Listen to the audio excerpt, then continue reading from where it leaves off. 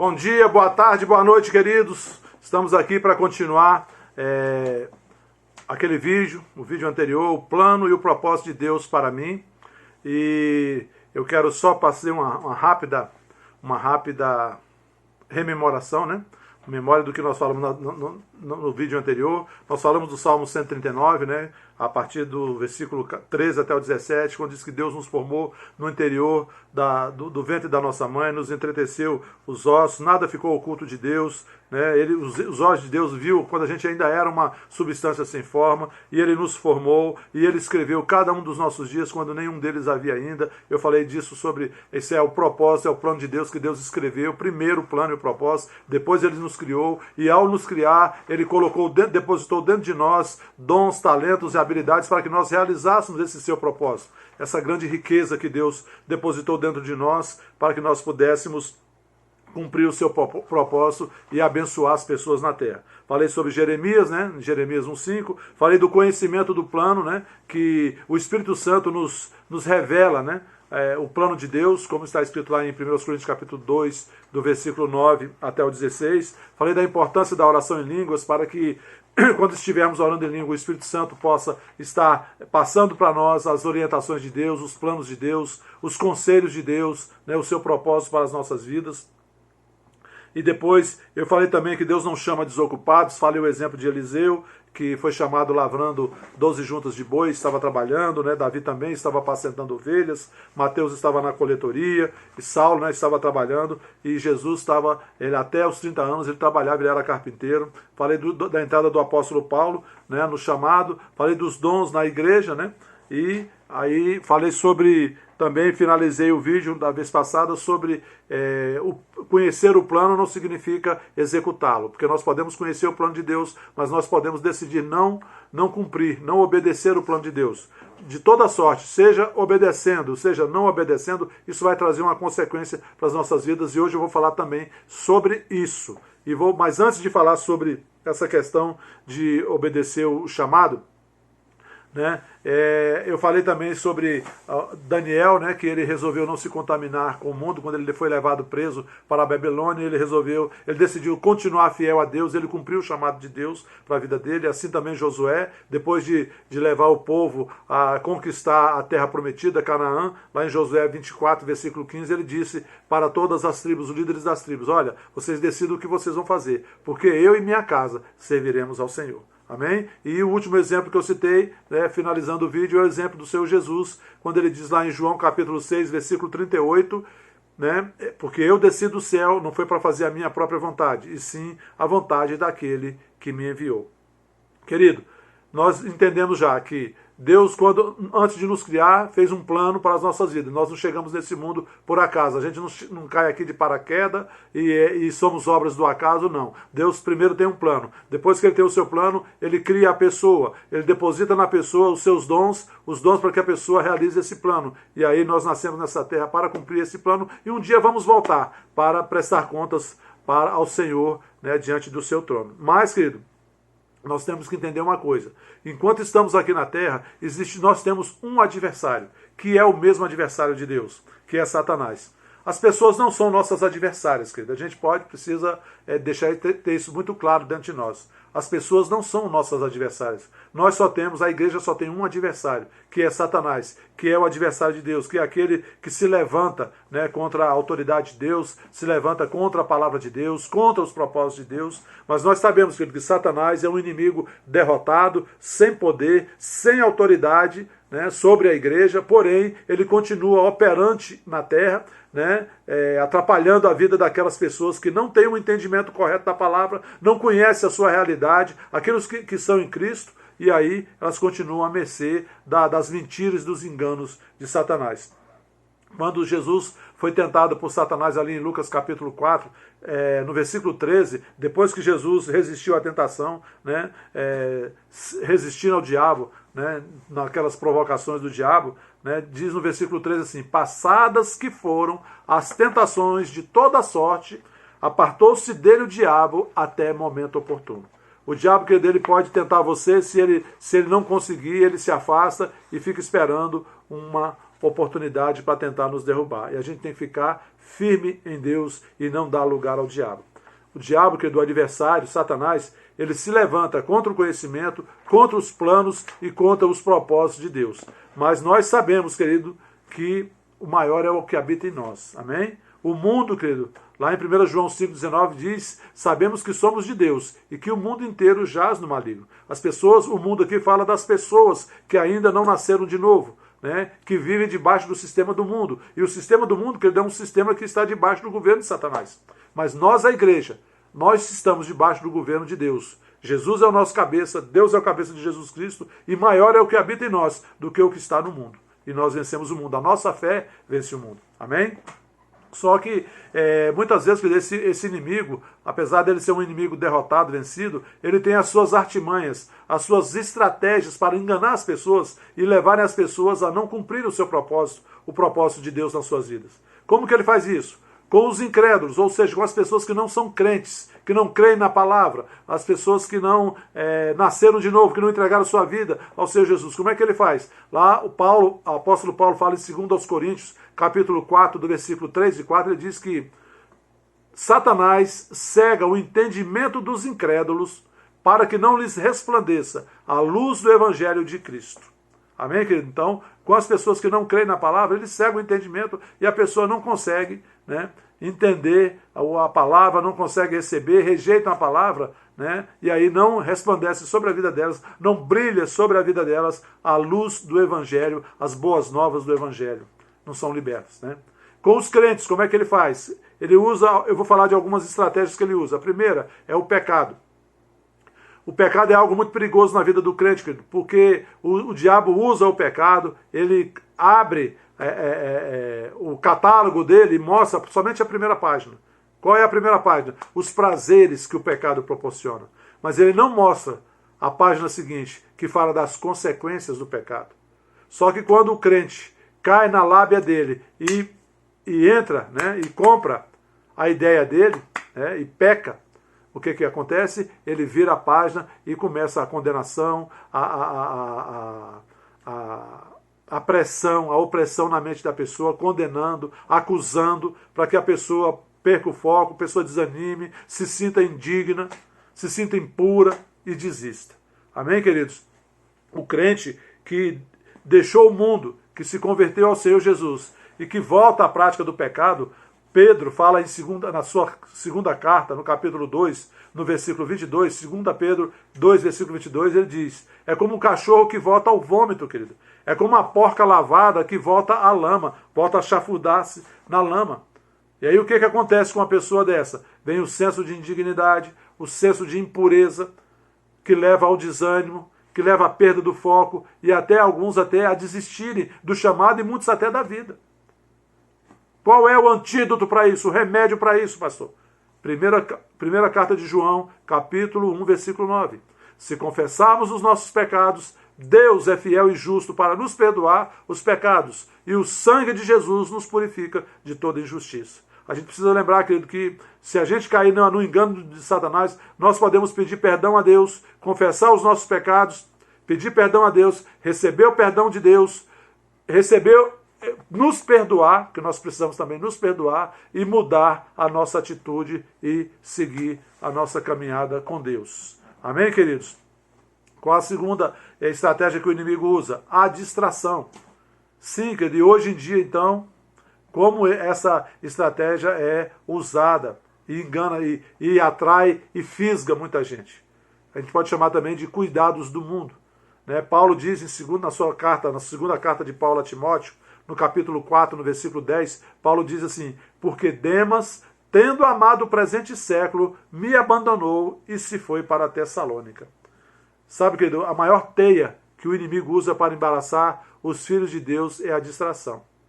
E hoje, no momento que nós vivemos hoje, né, a gente vive esse momento perigoso, porque a tecnologia ela trouxe inúmeras maneiras atraentes de se roubar o tempo, de se roubar a vida e a comunhão do crente com o Espírito Santo.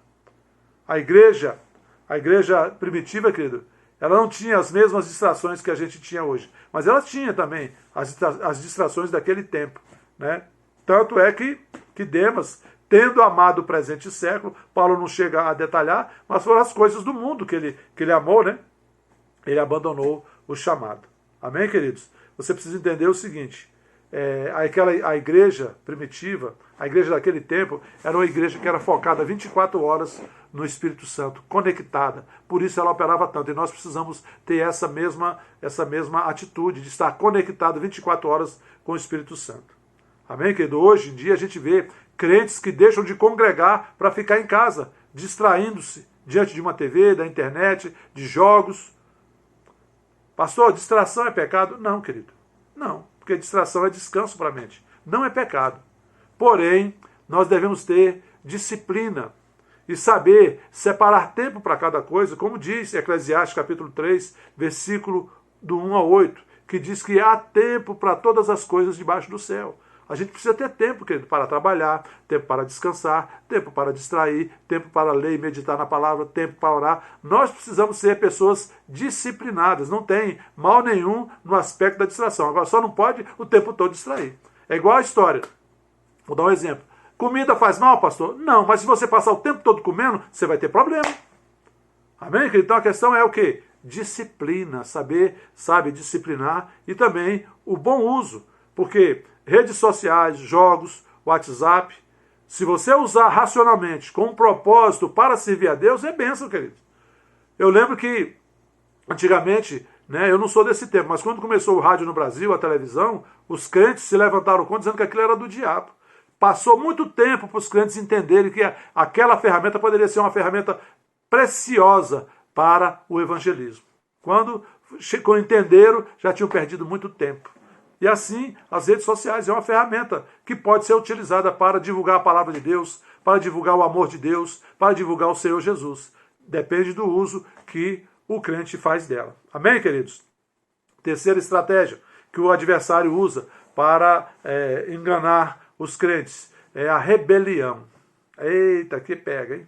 Rebelião. Esse é o espírito de Satanás, querido, o espírito de rebelião.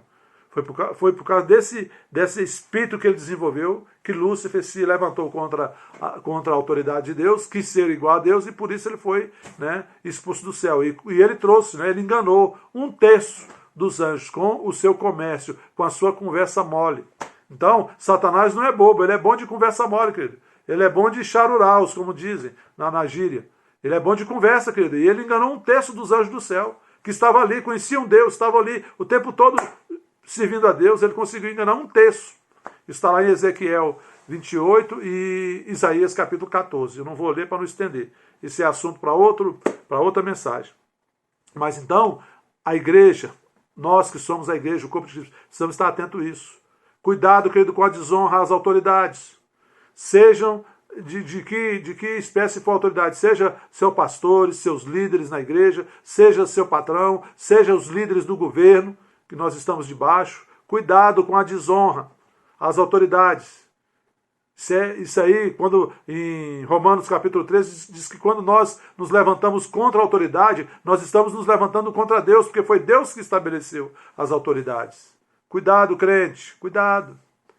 Sabe, a rebelião, levantar contra a autoridade, tem impedido muito crente de desfrutar da vida plena que Jesus Cristo já conquistou na cruz do Calvário.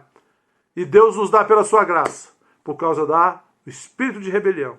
E esse espírito de rebelião, querido, ele começa e ele desenvolve na pessoa um espírito crítico, e isso vai gerando esfriamento, vai gerando o tempo todo uma crítica à palavra, crítica àquelas pessoas que foram levantadas por Deus. Isso vai gerando um esfriamento, daqui um pouco pode chegar até a apostasia.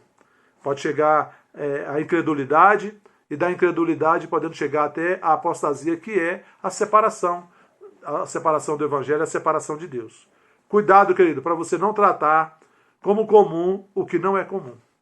Esse princípio da submissão e autoridade é algo muito sério que a igreja precisa observar, para não entrar em situações perigosas. Por isso que João, na sua carta a primeira carta de João, no capítulo 4, no versículo 1, ele diz: provai os espíritos. Provai os espíritos. Como é que nós provamos os espíritos, querido? Nós provamos os espíritos de acordo com aquilo que eles estão orientando, medindo, né, comparando a orientação que a gente recebe se está em linha com a palavra. Se não estiver em linha com a palavra, querido, não provém do Espírito de Deus. E a palavra diz em Romanos 8, versículo 14, que os filhos de Deus são guiados pelo Espírito de Deus. Mas o Espírito de Deus, que nunca vai nos guiar fora da palavra. Nunca vai nos recomendar para fazer algo fora da palavra. Por isso, a palavra é a nossa régua. A palavra é o nosso parâmetro. Amém? A gente precisa provar o Espírito para a gente saber como discernir, como agir. Olha só, vou dar um exemplo para vocês. Você já deve ter assistido em algum filme, novela, ou televisão, documentário, uma tourada. Como que acontece a tourada? Está lá o público nas arquibancadas assistindo, e lá na arena tem um touro, tem um toureiro com um pano de um lado amarelo e de outro lado vermelho. Né? E ele balança aquele pano e ele provoca o touro. Ele coloca do lado vermelho e aí o touro pensa que é sangue e ele vem para cima daquele pano e ele pensa que é o pano que está provocando ele vai contra aquele pano. Aí o toureiro puxa o pano, o touro passa direito. Você imagina, um touro tem 1 tonelada. E ele fica correndo de um lado para outro para tentar chifrar aquele pano, para tentar atingir aquele pano que o está irritando, o está provocando. E chega um ponto que ele está cansado, ofegante. Aí o toureiro vem com a espada e crava a espada dele aqui atrás, na cabeça dele, aqui atrás da cabeça, entre a cabeça e a medula, e ele bate as botas. Amém? Qual é o exemplo que a gente tem sobre discernir os espíritos? Querido, nós precisamos entender que muitas vezes o inimigo ele não vai aparecer para você para te provocar. Ele usa pessoas. Pessoas que vão falar coisas que te magoam. Pessoas que vão fazer coisas que te magoam, te frustram, te deixam chateado. Mas você precisa discernir que o nosso inimigo não são as pessoas. O nosso inimigo é quem está por trás dessas pessoas e que faz com que essas pessoas ajam assim. O espírito que está por trás. E aí, o que você vai fazer? Você precisa separar as duas coisas. A pessoa, o ser humano, você vai amar. Você vai compreender, você vai tolerar, você vai abençoar. Mas o espírito que está por trás dela, que é um espírito maligno, você vai entrar sobre ele com a autoridade que você tem no nome de Jesus e botar para correr. Sai em nome de Jesus, fora. Tá entendendo? Você tem que saber discernir, separar as coisas. O touro fica ali tentando atingir aquele pano e até se cansar. Quando se cansa, o toureiro vem. Assim, Satanás faz com as pessoas. Ele fica provocando, usa uma pessoa para provocar a ira, e aí você fica pensando que é aquela pessoa que está te trazendo mal. Não, é um espírito que está por trás dela. Você tem que ir contra o espírito. Que quando você atinge o espírito, ele sai fora, aquela pessoa volta ao normal. O relacionamento de vocês pode ser muito bom. É uma pessoa muito boa que pode te abençoar e você abençoá-la também. Amém, queridos? Pega essa dica. Amém? Não vá contra o touro, vá contra o toureiro. Vá a quem está por trás manipulando aquela pessoa. Amém, queridos? A palavra diz em Tiago capítulo 4, no versículo 17, sujeitai-vos, portanto, a Deus, mas resisti ao diabo, e ele fugirá de vós. Ao diabo que a gente resiste. No nome de Jesus, resiste com a palavra de Deus, e ele foge de nós. Ao pecado, nós fugimos. Amém, querido? A palavra diz, fugir do pecado, fugir da aparência do mal, fugir das paixões da mocidade, diz a palavra de Deus. Então, do pecado, nós fugimos. Você não tem que se expor e ficar na beirinha do barranco. Não, eu sou forte, eu sou resistente, eu sou o cara, eu não caio mais não, eu sou a nova criatura. Não, querido, a palavra de Deus não fala isso. Pecado a gente foge. Agora, o diabo a gente resiste com a palavra e no nome de Jesus Cristo, e ele corre. Amém? Mateus 4 e Lucas 4 foi assim que Jesus resistiu. Está escrito, Satanás, nem só de pão viverá o homem, mas toda a palavra que procede da boca de Deus. Está escrito, Satanás, não tentarás ao Senhor teu Deus. Está escrito, Satanás, somente a Deus adorarás. Está lá em Mateus 4 e Lucas capítulo 4. Amém? Você precisa ter a consciência como Deus falou para Jeremias em Jeremias 1,19. Pelejarão contra ti, mas não prevalecerão, porque eu sou contigo para te livrar. Deus é conosco para nos livrar, querido. Mas nós precisamos estar agarrados com Ele, estar unidos com Deus, permanecermos. Jesus falou que se permanecermos em Cristo e a palavra dele permanecer em nós, pediremos o que quisermos e será feito. A gente vai vencer em todas as situações. Lembre-se, querido, que o fato de estarmos no chamado, estarmos obedecendo a Deus, não significa que a gente não vai ter problema nesse mundo, não. Jesus disse que no mundo tereis aflições. Mas tenha de bom ânimo, tenha alegria, tenha coragem, eu venci o mundo. E o Salmo 34, no versículo 19, diz que muitas são as aflições do justo, mas de todas Deus o livra. Amém? Então, nesse mundo a gente passa por aflição, mas Deus nos livra de todas. Por quê? Porque existe uma graça de Deus disponível, querido, para todos nós que decidimos fazer a vontade dele aqui na terra. Quando nós decidimos obedecer o plano de Deus, obedecer o propósito de Deus, existe uma graça, querido, um favor de Deus que opera nas nossas vidas, que faz com que a gente não sofra o dano, o custo que Jonas sofreu. Jonas, Deus mandou ele para uma cidade, ele foi para outra, ele teve que pagar a própria passagem e correr o risco até de perder a própria vida. Sabe? Mas quando nós decidimos obedecer, a graça de Deus traz a provisão de Deus para o cumprimento da sua vontade. A graça de Deus traz a proteção divina, seja em quaisquer situações. A graça de Deus traz a capacitação, querido, para que nós possamos vencer todas as aflições, como Jesus venceu. Amém? Daí a importância da renovação da mente e do culto racional. Paulo fala em Romanos capítulo 2, no versículo 1 e 2. Rogo-vos, pois, irmãos, pelas misericórdias de Deus, que apresenteis os vossos corpos como sacrifício vivo, santo e agradável a Deus, que é o vosso culto racional ou o vosso culto espiritual. Ou seja, nós restringirmos o nosso corpo para servir a Deus e nunca emprestá-lo para o pecado. Isso é um culto racional que nós oferecemos a Deus. E no versículo 2 de Romanos 12, ele diz: e não vos conformeis com este século, não tomem a forma deste mundo, mas transformai-vos pela renovação da vossa mente, para que experimenteis a boa, perfeita e agradável vontade de Deus. Somos nós que nos transformamos pela renovação da nossa mente, tirando os valores antigos, os conceitos antigos e colocando os conceitos de Deus, os valores de Deus, os princípios de Deus na nossa mente, para que a gente possa agir segundo a palavra de Deus. E aí nós vamos experimentar a boa, perfeita e agradável vontade de Deus. Amém, queridos? Deixa eu falar, estou encerrando a mensagem, quero falar para você. Pastor, mas até hoje eu vejo assim, eu olho para trás e vejo que eu fiz tudo errado. Como é que eu faço? Queridos, essa semana eu comecei falando sobre o recomeçar com Deus. Deus, todos os dias, Ele nos dá a oportunidade de recomeçar as nossas vidas. Se nós agimos errado, o que nós precisamos fazer? Reconhecer o nosso erro, pedir perdão a Deus e começar de novo. Recomeçar, mas recomeçar com Deus. Paulo passou por isso, eu já passei por isso. Já disse num vídeo anterior. Eu também, se eu pudesse voltar no tempo, muitas coisas que eu fiz eu não faria. Hoje eu reconheço que eu errei. Mas só que a gente não pode voltar no tempo. E o que é que a gente tem que fazer? A gente tem que seguir a partir de hoje. Por isso que Paulo fala também, olhando para a sua própria vida. Lá em Filipenses capítulo 3, ele diz a partir do versículo 13. Irmãos, quanto a mim, não julgo havê-lo alcançado. Mas uma coisa eu faço, esquecendo-me das coisas que para trás ficam, e avançando para as que diante de mim estão, prossigo para o alvo, para o prêmio da soberana vocação de Deus em Cristo Jesus. É isso que a gente tem que fazer. Esquecer o ontem e o passado, avançar no hoje, segundo a direção de Deus, e amanhã prosseguir com Deus para o prêmio da soberana vocação de Deus. Amém, querido? Mas para fazer isso, a gente tem que estar firme, sabe? E não dar importância para a oposição, não dá importância para a vergonha que as pessoas vão tentar nos condenar, nos acusar. Você não tem que dar importância para isso. Olhe para o alvo, olhe para Jesus e prossiga.